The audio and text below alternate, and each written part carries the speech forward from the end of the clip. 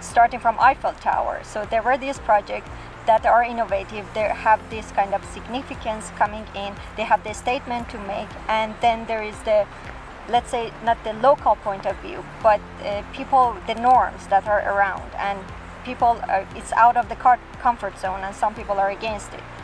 Not every project turns the views around, but some do. Some that do something well, and then they represent technology, something comes in. And Erasmus Bridge started as a simple connection, as you know, from south of Rotterdam. It really needed infrastructure, something simple that connects the two sides. People were worried, okay, that doesn't fit. It has, because as you might know, it has some kind of a gesture and it's a significant form. So now it has become kind of the postcard of Rotterdam. That is the project that you mentioned. I also started with that because everybody, whoever passed Rotterdam, knows about the bridge. And then yes, it has become the symbol of Rotterdam because also around it there are some great other architecture projects. And then with the events coming in, it welcomes all the levels of transportation, not only the cars, that was the means, that just simple transportation, but no, it welcomes pedestrians very well, people with bikes and everything. So I think it was successful in connecting with the users.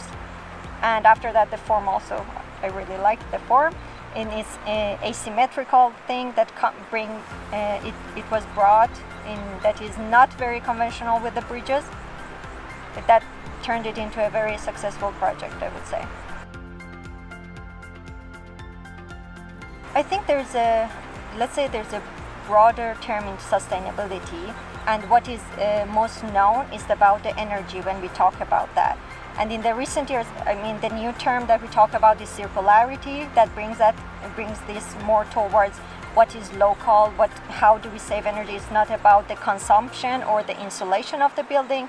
It's about the energy that is consumed to actually build the buildings or build the project. Or after that, what happens? We have consumed this much energy. Can we reuse some of the things that have been there and reuse that in the new project so we don't consume as same amount of energy? That's the energy part. There's another part to sustainability that is very important in many of the projects we work on, or also in my office we work on. It's the social sustainability, that is that people come first, and who is going to use the building, use the project, or you are building a space for that. And that is how you can actually have a successful project, because at the end of the day, these are the people, the users are the ones who define that if it's a successful project or not. Of course, the terms, and then if we want to save the planet, we want to try to respect the nature or all the other creatures, but also you want people that you're building this building for to use it properly and enjoy this space and feel comfortable in it.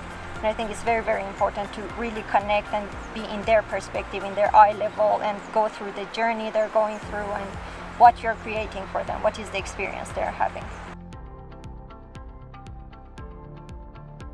So in terms of this connecting with the context, not only the nature of the project, that is also very important, that how you actually connect that, because as in school we have projects, we have a site somewhere in the world that we have never seen or whatsoever. First thing, we open Google Maps, we go in the maps, we have the aerial view, we research. Of course, that is the part that we have in the age of information, we get good enough information. But still, you have to connect with it, to go with the context, to the real thing, and to not look at everything on the aerial view, that okay, these are the connectors, this is the station that I have to, people are coming in. No, go in there, look at the sizes, look at the scales, what is happening, what is connecting.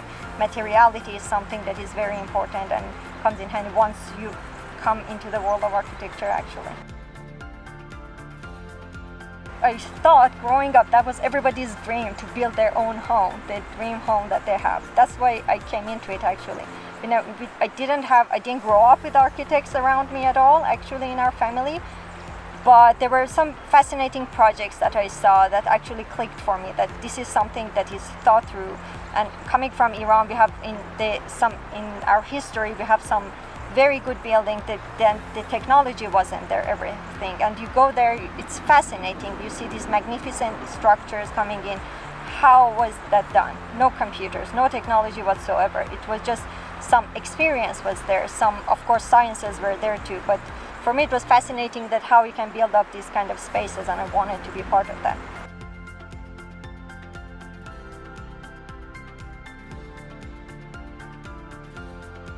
That's definitely the million-dollar question, I would say.